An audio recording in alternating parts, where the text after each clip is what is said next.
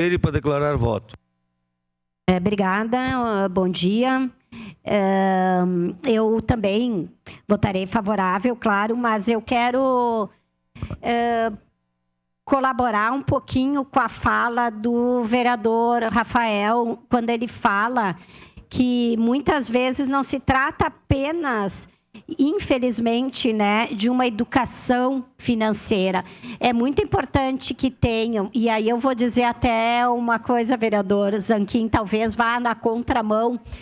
Eu acho que os filhos das classes média e alta, as escolas, até particular, se a gente pudesse legislar sobre isso, seria muito importante que tivessem essa educação financeira. Porque eu vejo que os nossos alunos, primeiro eu estava comentando aqui, né? As professoras, as escolas estão sobrecarregadas com muito conteúdo e é importante que tenha, né?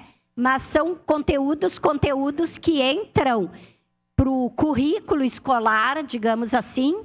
A gente tem que trabalhar os conteúdos, aquele da LDB, que é óbvio. A gente tem que trabalhar outros conteúdos. Eu mesmo, num encontro que eu fiz aqui, uma das propostas foi incluir conteúdo sobre direitos humanos nas escolas, né? E estou apresentando também esse projeto de lei, sobrecarrega as escolas, as professoras não têm tempo, não aumenta horas de aula, mas eu acho que é importante isso sim, mas também é importante a gente considerar outras questões na nossa cidade.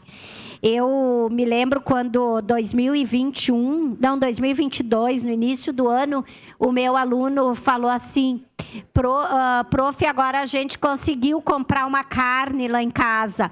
Eu disse, ai, que bom. Ele falou assim, só que é a pele de frango. Então, a carne que ele estava comendo era a pele de frango. Então, acho que assim, ó, é muito importante esse debate, sem deixar de considerar as dificuldades que as pessoas têm para não somar nada com nada, né? Muito obrigada. Nada com nada que eu digo de valores, não em relação ao projeto. Obrigada, vereador. Concluí.